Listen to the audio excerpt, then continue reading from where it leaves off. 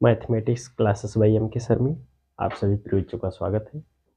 चलिए, UP board 2025 class 10 math की तैयारी आप लोग की चल रही है। उम्मीद है कि आप लोग अच्छे से पढ़ रहे होंगे। ठीक है, कहीं कोई क्वेश्चन अगर आपको डाउट होता है तो कमेंट में क्वेश्चन नंबर आप टाइप करके भेज दीजिए। फिर आपका जो क्वेश्चन रहेगा अगले वीडियो में हम आपको बता देंगे। ठीक है, चलिए आज एक और ज़बरदस्त लेसन लेकर आए हैं, अध्याय लेकर आए हैं, पाठ आपके लिए लेकर आए हैं जिसका नाम है निर्देशांक ज्यामिति। इससे भी बहुत अच्छे सवाल पूछे जाते हैं। ठीक है, 1 नंबर का, 2 नंबर का, 4 नंबर का, 6 नंबर तक के भी सवाल इस लेसन से आते हैं। ठीक है, तो चलिए स्टार्ट करेंगे इस चैप्टर को। थोड़ा सा बेसिक फार्मूला बताएंगे, उसके बाद उससे रिलेटेड क्वेश्चन आपको बता देंगे। ठीक है, चलिए आज की क्लास यहीं से स्टार्ट करते हैं। चैप्टर का नाम है निर्देशांक ज्यामिति। ठीक है, और वीडियो को आप लोग देखिएगा, अगर पसंद आए तो लाइक करिएगा और थोड़ा ज़्यादा पसंद आए शेयर भी कर दीजिए, और अगर अच्छे से बहुत पसंद आ जाए तो सब्सक्राइब जरूर कर लीजिएगा, क्योंकि फ्यूचर में जब भी आपका कोई क्वेश्चन रहेगा, आपको या कोई क्लास पढ़ाया जाएगा तो आप तक नोटिफिकेशन पहुंच जाएगा। ठीक है, चलिए निर्देशांक ज्यामिति को हम शुरू करते हैं। कैसे कैसे इसमें सवाल आते हैं उसको ध्यान से देखिएगा। ठीक है, इसमें कोई बिंदु होता है तो उसका निर्देशांक दिया रहता है। जैसे आपके पास कोई बिंदु है जिसको पी से लिखते हैं ना, पी फॉर पॉइंट, पॉइंट माने बिंदु होता है, इसलिए पी हुई लेते हैं। पी को हम कोऑर्डिनेट, इसका जो निर्देशांक लिखते हैं एक्स कामा वाई लिखते हैं। ठीक है, यही एक बिंदु होता है, यही एक निर्देशांक होता है जिसको हम निर्देशांक ज्यामिति के नाम से जानते हैं, और इसी से रिलेटेड सब क्वेश्चन आपको देखने को मिलते हैं। ठीक है, अगर कोई भी कहीं भी जरा सा भी प्रॉब्लम समझ में आए तो आप बताइए, हम बताएंगे। ठीक है, चलिए भाई, इससे रिलेटेड आपका क्वेश्चन रहेगा तो आगे देखते हैं। जैसे आपका पहला पॉइंट आता है, दो बिंदु के बीच की दूरी का सूत्र। पहला पॉइंट, दो बिंदु के बीच की दूरी का सूत्र। ध्यान से देखिए भाई, यह आपका पहला पॉइंट है। पहला यही पूछता है, दो बिंदु दिया है, उसके निर्देशांक दिए, तो उसके बीच की दूरी का सूत्र, सॉरी दूरी क्या होगी, तो सूत्र लगाना पड़ता है। सूत्र क्या होता है भाई, देखिए ध्यान से, जो दो बिंदु रहेगा ना, एक x1 होता है, दूसरा x2 होता है, दोनों को आपस में माइनस करके स्क्वायर कर दिया करिए, प्लस एक y1 होता है, दूसरा y2 होता है। देख रहे ना, इसको स्क्वायर कर दीजिए, दोनों के बीच की दूरी का सूत्र से आपका दोनों की बिंदु के बीच की दूरी प्राप्त हो जाएगी। ठीक है, अब आप कहेंगे इसको हम कैसे सॉल्व करेंगे, तो हम आपको एक एग्जांपल लेकर दिखा देते हैं कैसे होता है। ठीक है, ताकि आपको अच्छे समझ में आता रहे।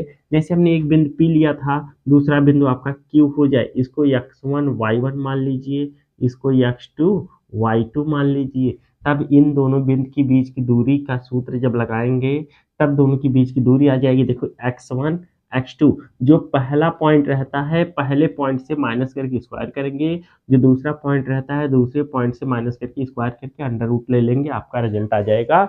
आइए एक एग्जांपल के द्वारा इसको देख लेते हैं। ठीक है, ताकि अच्छे से समझ में आ जाए।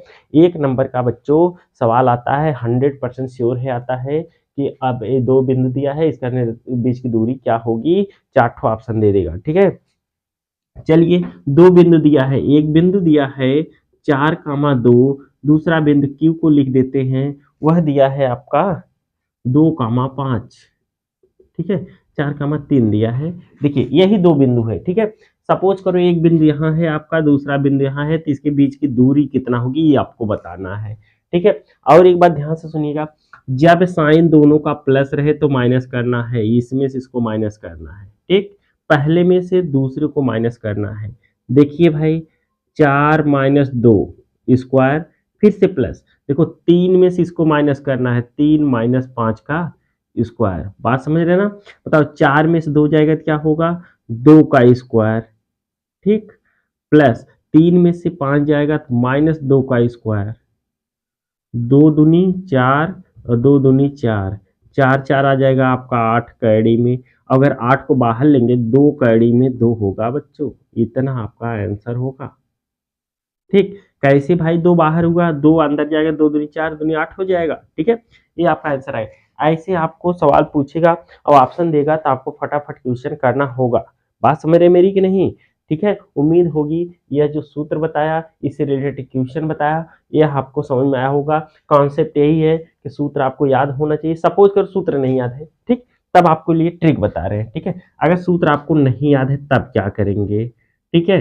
अगर सूत्र नहीं याद है तब आप क्या करेंगे, ध्यान से सुनिएगा। इतना समझिए, पहले को पहले के साथ लेना है, दूसरे को दूसरे के साथ लेना है, ठीक है। पहले का दोनों का साइन देख लिया करो, अंडर रूट तो लगेगा भाई, दोनों का साइन देखो, ए प्लस ए प्लस। जब दोनों का साइन चाहे प्लस रहे चाहे माइनस, दोनों सेम रहे तब माइनस करना है। 4 में से 2 घटा दो। अगर दोनों का साइन डिफरेंट होता, एक प्लस है एक माइनस होता, दोनों को जोड़ लेते। तो 4 में 2, दोनों साइन प्लस है ना, या दोनों माइनस होता, तो इसमें से इसको घटा कर 2 का स्क्वायर कर लिया, ठीक है। फिर से इसमें से इसको घटा दो, दोनों साइन सेम है, ठीक है, साइन दोनों का सेम है ना। 3 में से 5 घटा दो, फिर से 2 का स्क्वायर होगा, ठीक है, आ गया ना। अगर यही साइन सपोज करो ये माइनस होता, यहाँ ये माइनस फिर से ऐसे होता, तब क्या करते, तब देखो ये भी माइनस, फिर से साइन सेम हो गया, जो घटा देंगे, जब साइन सेम रहेगा घटाना है। 4 में से 2 जाएगा, 2 का स्क्वायर, ठीक। अब देखो यहाँ डिफरेंस साइन है, इसको जोड़ देंगे, 5 3 8 हो जाएगा, 8 का स्क्वायर। मेरे पास समझ रहे कि नहीं, 2 दूनी 4 और 8 64 हो जाएगा, 64 4 सॉरी 64 होगा, 64 64 4 68 हो जाएगा। अब रूट से बाहर 68 होगा नहीं, तो ये आपका आंसर हो जाएगा। समझ रहे ना, ये ट्रिक से ऐसे भी आप लगा सकते हैं। तो उम्मीद है यह सवाल समझ में आया होगा। अगर ये आप अच्छे से लगा लेते हैं तो आपका 2 नंबर फिक्स है, और 2 नंबर सॉरी 1 नंबर का एक क्वेश्चन आएगा, 2 बिंदु दिया रहेगा, उसके बीच की दूरी पूछा रहेगा, ठीक है। 4 ऑप्शन दिया रहेगा, तो आप ऐसे फट से सॉल्व करके लगा सकते हैं। उम्मीद है समझ में आया होगा। आइए अगले टॉपिक पे चलते हैं। अगली टॉपिक क्या है भाई, उसको देखते हैं, ठीक है। अगला हेडिंग है आपका मूल बिंदु से किसी दूसरे बिंदु से दूरी, ठीक है। दूसरा पॉइंट है मूल बिंदु से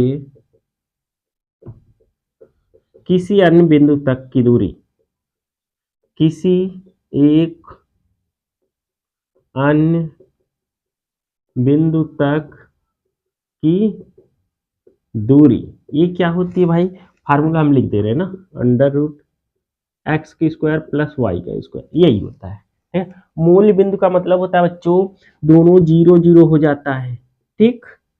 यह मूल बिंदु होगा, जिसको हम ओ से लिखते हैं, दोनों पॉइंट 0 0 हो जाता है। और अगला जो पॉइंट होगा कहीं यहाँ होगा, इसका जो होगा एक्स कामा वाई होता है। तो एक्स में से 0 घटाओगे तो एक्स ही होगा ना, तो एक्स का स्क्वायर हो जाएगा। वाई में 0 घटाओगे तो वाई ही होगा, तो ये हो जाएगा, ठीक है।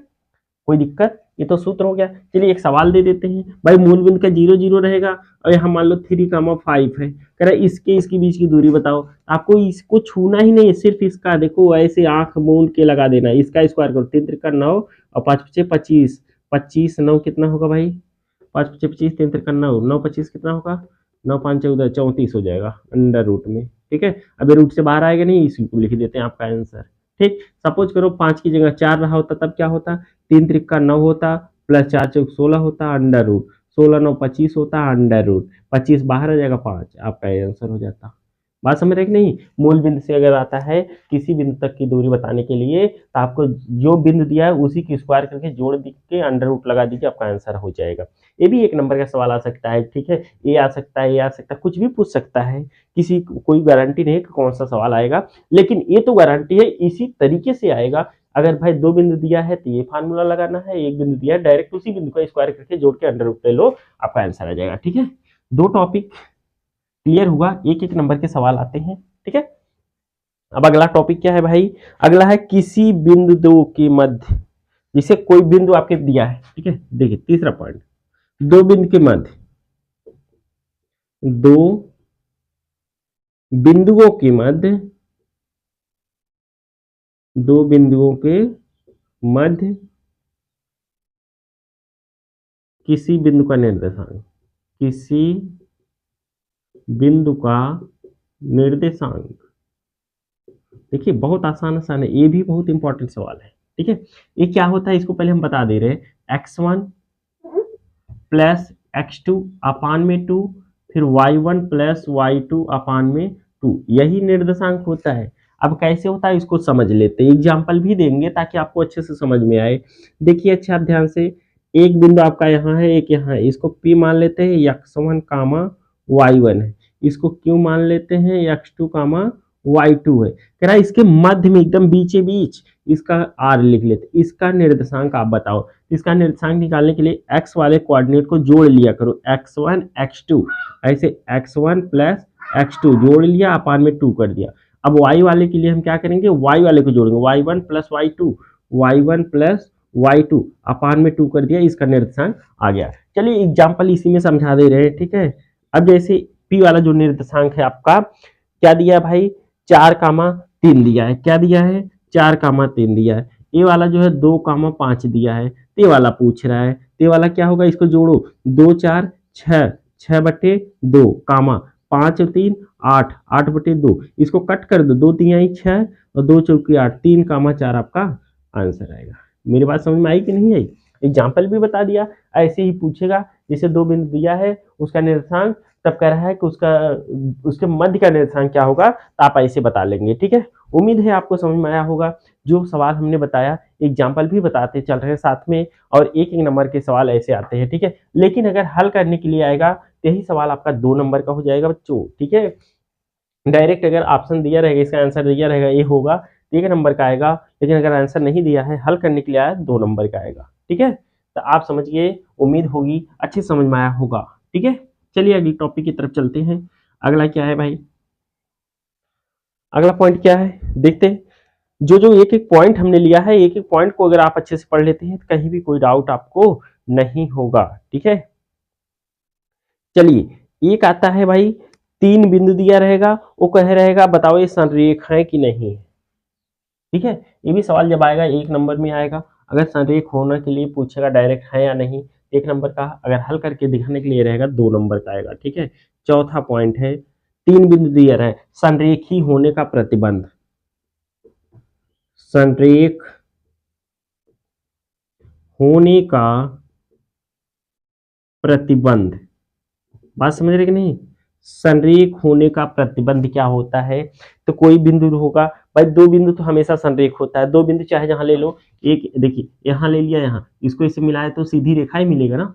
यहाँ ले लो, यहाँ ले लो, फिर मिलाओ, फिर भी सीधी रेखा। तो सीधी रेखा का मतलब ही होता है संरेख होना। लेकिन जब तक कम से कम 3 बिंदु ना मिले, मेरी बात समझिए, कम से कम 3 बिंदु ना मिले तब तक आप संरेखी का कंडीशन नहीं दिखा सकते। 2 तो हमेशा संरेख होता है। ये सपोज करो एक बिंदु यहाँ, एक यहाँ, एक यहाँ, ऐसे मिलाया, तीनों एक सीधी रेखा बना दी, देख रहे हैं ना, सीधी रेखा बना दी, तो ये संरेख हो गया। सपोज करो एक यहाँ, एक यहाँ, एक यहाँ, ऐसे मिलाओगे तो क्या ऐसे सीधी रेखा है, नहीं है, तो संरेख नहीं है। वही कंडीशन बता रहा है संरेख होने के प्रतिबंध क्या है। अगर आपके पास 3 बिंदु दिए हैं, 3 बिंदु का मतलब जैसे P दिया x1 कामा y1, P के बाद Q दिया x2 कामा y2, Q के बाद R दिया x3 कामा y3। बात मेरी समझ रहे हैं कि नहीं। 3 बिंदु दिया है, संरेख होने का प्रतिबंध कह रहा है, तो फार्मूला इतना आसान है, इतना आसान है, आप समझे सोचे भी नहीं होंगे। देखिए ऐसे आपको 3 ठो ब्रैकेट बनाना है, बीच में प्लस लिखना है। मेरी बात समझिए ध्यान से, आपको समझने के लिए सारी बातें हम बता रहे हैं, ठीक है।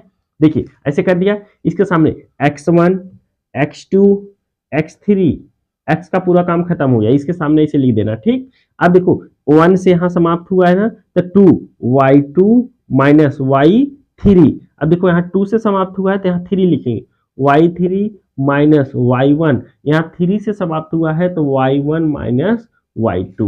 बात समझे कि नहीं समझे, एक बार फिर से सुन लो, ठीक है। फिर से सुनो क्या होगा, x1, अब देखो 1 के बाद 2 आता है, y2 माइनस y3, अंदर जो रहेगा y वाला टर्म, बाहर रहेगा x1 y2 minus y3, x2 y3 minus y1, x3 y1 minus y2 formula होता है, ठीक है। याद करने का तरीका फिर से एक बार सुन लो ताकि आपको याद हो जाए, याद करने की कोई जरूरत नहीं है। संरेख होने के लिए आएगा, बताइए ये तीनों बिंदु आपस में संरेख है, 2 नंबर का आएगा, फट से आप लिखना। हम जानते हैं x1 1 हुआ ना, तो अंदर वाला y वाला होगा, 1 के बाद 2 3, डायरेक्ट 2 3 माइनस के साथ, ये देखो 2 यहाँ हुआ तो डायरेक्ट 2 के बाद क्या था 3, 3 के बाद 1 आ जाएगा, क्योंकि 4 होता ही नहीं, 3 ही पॉइंट है, ठीक है। यहाँ 3 लिखना है, 3 के बाद 1 2, और सबको सॉल्व करने के बाद 0 आना चाहिए। संरेख होने का प्रतिबंध यही है, ठीक है। अगर 0 आ गया तो आप कहेंगे संरेखी है, अगर नहीं आया तो नहीं है। मेरी बात समझ में आई कि नहीं आई, देख लेते इसका कोई क्वेश्चन अगर मिल जाता है संरेखी का, तो बता देते हैं प्रिय बच्चों। संरेख होने का प्रतिबंध कहीं देना चाहिए, सवाल तो बहुत होंगे, कि संरेख है कि नहीं है। मौके पे नहीं मिलेगा तो लास्ट में जरूर बताएंगे भाई, ठीक है। 175 76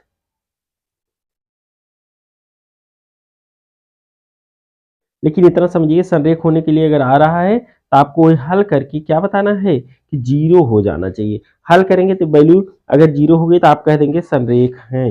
मेरी बात समझ रहे हैं कि नहीं? अगर जीरो हो गया तो क्या कहेंगे?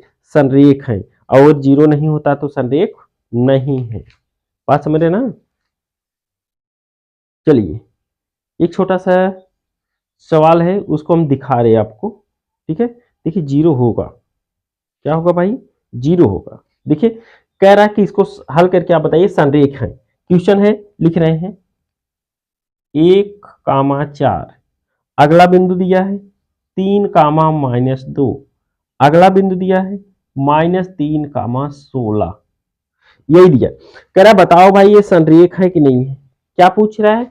संरेख है कि नहीं है, यही आपको बताना है। तो ध्यान से देखिए, संरेख होने का प्रतिबिंब हमने बताया ही है, तो फट से उसी फार्मूले पे लगते हैं। देखो x1 1 है, 3 है, -3 है, तो यहाँ देखो यहाँ क्या रखेंगे भाई 1, और y2 -y3, y2 आपका -2 है, फिर माइनस ऑलरेडी होता है, 3 का मान 16 कर रहा है 16, ठीक, प्लस x2, x2 का मतलब दूसरा टर्म 3, अब यहाँ y3 -y1, y3 16 है, माइनस y1 पहला वाला 4 है, ठीक, फिर से प्लस x3, x3 का मान -3 है तो यहाँ -3 कर देंगे, ब्रैकेट में y1 4 है, माइनस y2 -2 है, +2 हो जाएगा, इक्वल आपका 0 हो जाएगा। सॉरी, 0 नहीं होगा, 0 मुझे लाना है। अगर 0 हो गया तभी कहेंगे संरेख है, अगर 0 नहीं हो संरेख नहीं होगा।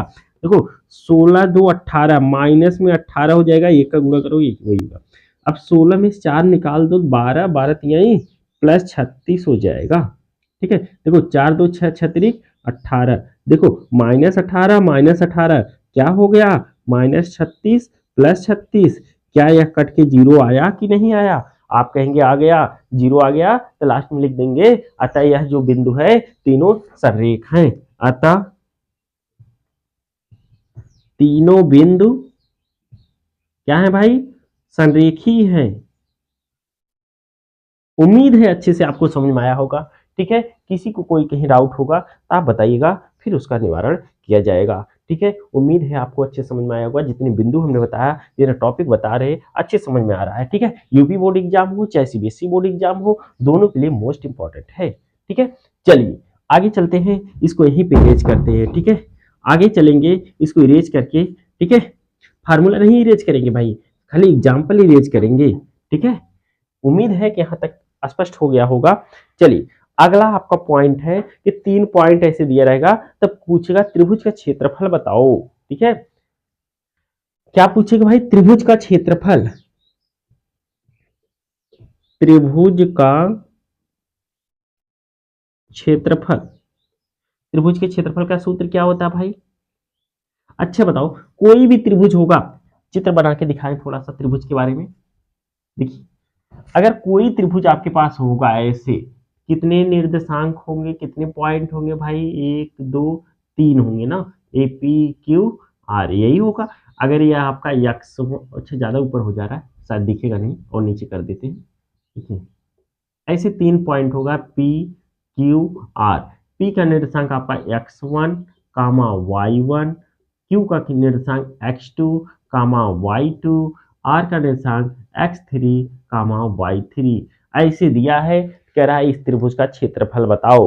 मेरी बात समझ रहे हैं ना? इस त्रिभुज का क्षेत्रफल बताओ। तब आपको उस त्रिभुज के क्षेत्रफल के लिए सूत्र क्या होगा भाई? यह फार्मूला देख रहे हैं ना सर, क्यों होने का सेम यही रहेगा, सिर्फ अंडर रूट लगा के 2 से डिवाइड करना होगा। तो 1/2 लगा देना है, अंडर रूट करके यही लिखना है। कैसे लिखेंगे भाई? देखो x1 ब्रैकेट में y2 - y3, फिर से प्लस करेंगे x2 ब्रैकेट में y3 - y1, फिर से करेंगे x3 y1 - y2, यही आपका हो जाएगा त्रिभुज के सूत्र क्षेत्रफल निकालने का, ठीक है।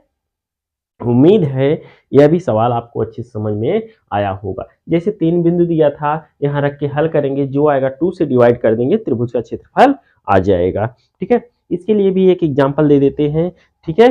फिर आगे चलते हैं ताकि आपको यही स्पष्ट हो जाए, कहीं कोई डाउट न रह जाए। ठीक है, कहीं भी कोई डाउट न रह जाए। ठीक है, चलिए इसके लिए आपको हम बताते हैं कैसे क्या होगा, त्रिभुज का क्षेत्रफल कैसे आप निकालेंगे। ठीक है, फटाक से देख लेते हैं इसको भाई, कहीं भी कोई किसी को डाउट रह जाए तो बताइएगा। ठीक है,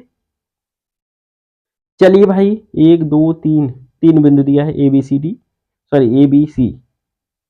ठीक है, पूछा उसका क्षेत्रफल बताओ, तो त्रिभुज का ही क्षेत्रफल ज्ञात करना है मुझे और किसी का नहीं। ठीक है, आपको समझा दे रहे हैं, इसी तरीके से अगर कोई भी त्रिभुज का निर्देशांक मिलता है तो आप तुरंत लगा लेंगे। ठीक है, चलिए 2 3 यहाँ दिया है, एग्जाम्पल के तौर पर लगा देते हैं। ठीक है, और टेंशन मत लीजिएगा, समझ में आएगा। यहाँ एग्जाम्पल लिखते हैं। ठीक है, त्रिभुज का तीनों पॉइंट दिया है, पी का दिया है, क्यू का दिया है और आर का दिया है, सभी का निर्देशांक दिया है। क्या दिया है भाई, 2 3 माइनस 1 0, 2 3 माइनस 1 0। अगला पॉइंट आपका दिया है 2 माइनस 4, क्या लिखा भाई, 2 माइनस 4। ठीक, चलिए त्रिभुज का क्षेत्रफल मुझे निकालना है, 1/2 होगा अंडर रूट, देख रहे हैं ना। x1 का काम कौन कर रहा है भाई, 2, और y2 का काम है 0 है, 0 में से माइनस ऑलरेडी यहाँ लगा है, माइनस यहाँ भी है, +4 हो जाएगा, 0 + 4। अगले ब्रैकेट में x2 का काम -1 कर रहा है। ठीक है, ब्रैकेट में होगा y3 - y1, y3 है -4, फिर से माइनस होगा 3, फिर से यहाँ x3 है, x3 का वैल्यू कौन है भाई, 2। ठीक है, यहाँ y1 का मान आपका 3 है, -y2 का मान 0 है, यही करेंगे। ठीक है, अब देखिए भाई, नीचे दिख रहा है ना, अभी एक लाइन लिख सकते हैं आराम से, कोई दिक्कत नहीं है, अभी दिखेगा आपको। ठीक है, नहीं दिखेगा तो ऊपर लिखेंगे। चलिए 1/2 अंडर रूट, देखिए भाई 4 में 0 जाएगा, 4 ही होगा, 4 दूनी 8 हो जाएगा। अब देखो 4 3 7 -7, 7 में माइनस का गुणा करेंगे +7। ठीक, अब देखो 3 में 0 जाएगा, 3 3 दूनी 6, 8 6 14, 14 7 21 हो जाएगा अंडर रूट में, क्या होगा भाई, 1/2 कड़ी में 21 होगा। ठीक, यही आपका आंसर होगा प्रिय बच्चों। मेरी बात समझ रहे कि नहीं भाई, ऐसे रख के हल करना, जो आएगा वही आंसर होगा। ठीक है, बात समझ में आई कि नहीं आई। त्रिभुज का क्षेत्रफल निकालने के लिए सूत्र यह होता है और ऐसे आप निकाल सकते हैं। ठीक है, उम्मीद है कि यह समझ में आया होगा। ठीक है, और कोशिश करते हैं मैक्सिमम से मैक्सिमम सॉल्व करने की। और एक बात मेरी ध्यान से सुनिए, अभी जो हमने बिंदु के बीच की दूरी का सूत्र निकालने के लिए बताया, अगर ऑप्शनल में आता है तो 1 नंबर, और सॉल्व करने के लिए आता है तो 2 नंबर, मतलब 1 नंबर आएगा या तो 2 नंबर आएगा। वही कंडीशन इसमें भी है, 2 का आएगा या तो 1 का आएगा। फिर अगली कंडीशन क्या कह रहा है भाई, ये किसी भी बिंदु का मध्य बिंदु निकालने के लिए अगर सॉल्व करने के लिए आया 2 नंबर और डायरेक्ट वैसे आ गया तो 1 नंबर। ठीक है, संरेख होने का प्रतिबंध, भाई ये तो पूछता है संरेखी प्रतिबंध हमेशा 2 का ही आता है, 2 से कम नहीं आएगा। ठीक है, त्रिभुज का क्षेत्रफल 2 या 4 का आएगा, 2 या 4 नंबर का। तो ध्यान से सुनिए, अगर आपकी किस्मत अच्छी है, सब 2 का आ गया तो 8 नंबर। ठीक, अगर 2 सॉरी 8 कहाँ 10 हो रहा है ये भी। ठीक है, 10 नंबर, देखो 2 2 2 2 2, ठीक 10 नंबर। अगर किस्मत थोड़ा सा गड़बड़ होती है, ऑप्शनल में दे देता है तो 1 1 1 3 3 और 4 7 2 9 नंबर फिर भी आएगा, मतलब लगभग 10 नंबर। अगर आप इस वीडियो को देख ले रहे हैं तो 10 नंबर आपका कम से कम काम हो जाएगा। ठीक है, एक टॉपिक बच रहा है, सोच रहे वीडियो लंबा ना हो, उसको हम कल बता देंगे, ध्यान से सुनिएगा। ठीक है, क्या है, अभी कंडीशन बता दे रहे हैं, एग्जाम्पल देख लेते हैं, अगर समय रहेगा तो अभी बता दे रहे हैं। ठीक है, उम्मीद है कि समझ में आएगा, इसको इरेज करके फिर हम आगे चलते हैं ना। अभी हमने आपको बताया मिनिमम 10 नंबर, अब जो अब सवाल बताएंगे वो 6 नंबर का आ सकता है, नहीं तो 4 नंबर का, 6 या 4, ये समझ लाइए। इस लेसन से लगभग 15 नंबर के सवाल आते हैं। ठीक है, चलिए अब वो जो 2 टॉपिक है उन दोनों टॉपिक को समझिए। ठीक है, अगर समझ गए तो बहुत अच्छी बात है और बहुत आसानी से भी हो जाएगा। एक ही दोनों फार्मूला बता के एक एग्जाम्पल बता देंगे, अच्छे से कवर हो जाएगा। ठीक है, चलिए क्या होता है किसी भी 2 बिंदु के बीच में, भाई कोई 2 बिंदु, सॉरी देखिए इधर कंडीशन पहला, जिसे एक आपके पास यह है, एक है, यह P है या Q है, कहीं भी इंटरसेक्ट कर दो यहाँ पे R से, यह M1 डिस्टेंस है, यह M2 है। बात समझिए, M1 M2 है, इसका निर्देशांक जो है X1, Y1 है, इसका निर्देशांक X2, Y2 है। ठीक है, ये कंडीशन यह होता है। दूसरी कंडीशन क्या होता है भाई, या करके जैसे आपके पास P है, Q है, अब अंदर नहीं कट किया, कहीं बाहर एक बिंदु मिला जिसका नाम R रख दिया गया, यह M1 होगा, यह M2 होगा। बात समझ रहे हैं कि नहीं? अब यहां से हम लिखेंगे P का निर्देशांक x1 कामा y1, यहां से लिखेंगे x2 कामा y2। मेरी बात समझ रहे हैं कि नहीं? अगर ऐसा निर्देशांक देता है तब आप क्या करेंगे? तो पूछता है इसका निर्देशांक बताओ, फिर से पूछेगा इसका निर्देशांक बताओ। ठीक है, मेरी बात समझिए। अगर अंदर कट किया है वो लिखा रहेगा अंतःखंड है और लिखा रहेगा बाह्यखंड है। बात समझ रहे हैं ना?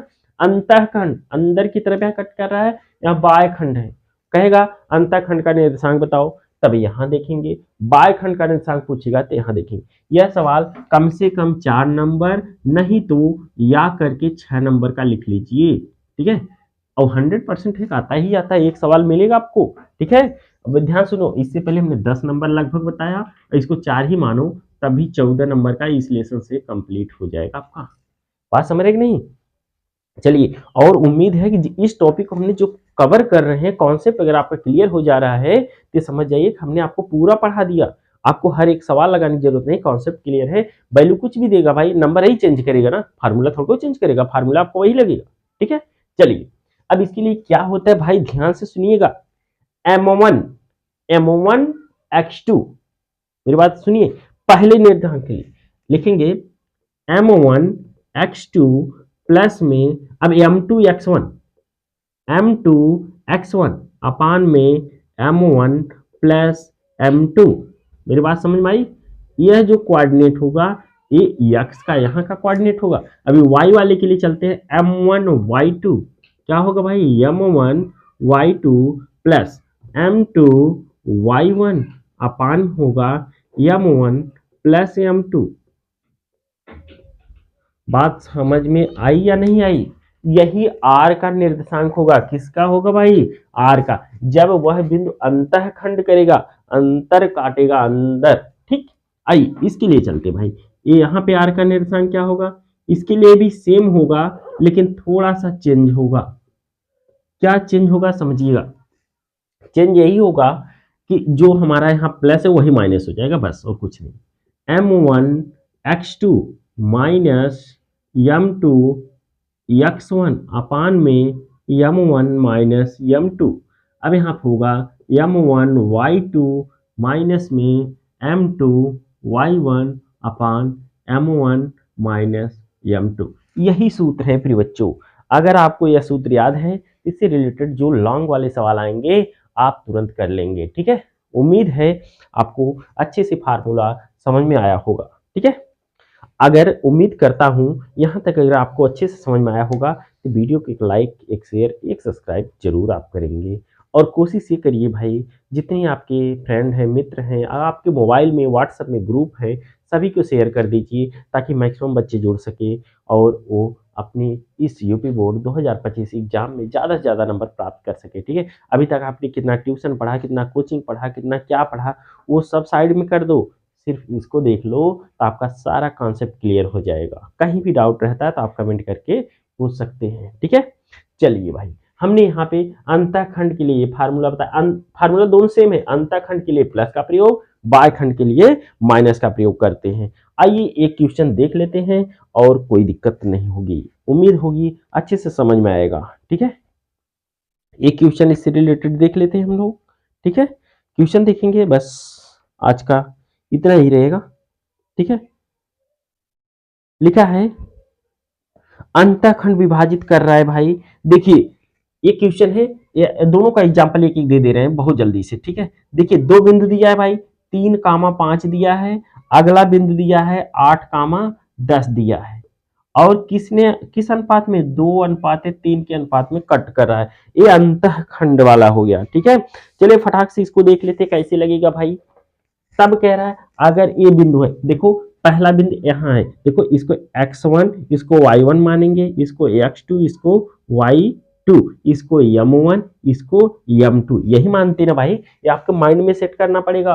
ये पहला बिंदु है तो x1 y1, दूसरा बिंदु x2 y2, m1 m2 होगा। ठीक है, चलो फटाक से रखते हैं, निर्देशांक मिलेगा तुरंत। देखिए भाई m1 x2, m1 क्या है भाई 2, x2 का मान क्या है भाई 8, 8 दूनी 16 प्लस m2 का मान क्या है 3, x1 का मान क्या है 3, 3 त्रिका 9 बटे m1 प्लस m2 माने 2 धन 3। ठीक हो गया। चलिए m1 y1, m1 का मान क्या है 2, y1 का मान क्या है 5, 5 दूनी 10 प्लस m2 माने 3 और y1 का मान है 5। सॉरी गलत हो गया, फिर से देखिए y2 के लिए m1 का मान क्या था भाई, m1 का मान आपका 2 था, y2 का मान क्या था, y2 का मान 10 था, 10 दूनी 20 प्लस अब देखो m2 का मान 3 है, y1 का मान 5 है, 5 3 15 बटे m1 plus sorry m1 plus m2 3 2 5 हो जाएगा, 2 धन 3। ठीक चलिए r का मान फिर से 16 9 25 बटे 5 कामा हो जाएगा 30 5 35 बटे 5 कट कर दो, 5 25 25 5 7 25 5 कामा 7, ये आपका आंसर है। देखिए कितना आसान सवाल है, 4 नंबर से कम नहीं आएगा फिर बच्चों सवाल। ऐसे आएगा, दो ठो बिंदु दिया रहेगा, अनुपात दिया रहेगा, मेरी बात समझ रही नहीं, दो बिंदु दिया रहेगा, अनुपात दिया रहेगा, फटाक से यहाँ पे बिंदु से अनुपात से लगा के हट से सवाल लगा देंगे, आपका काम हो जाएगा। ठीक है, ये तो अंतः बिंदु के लिए था, अगर यही बिंदु दिया रहे और बाह्य बिंदु के लिए दिया रहे तो यहाँ माइनस कर देंगे, बस कोई दिक्कत ही नहीं होगी। ठीक है, मेरी बात समझ रहे कि नहीं।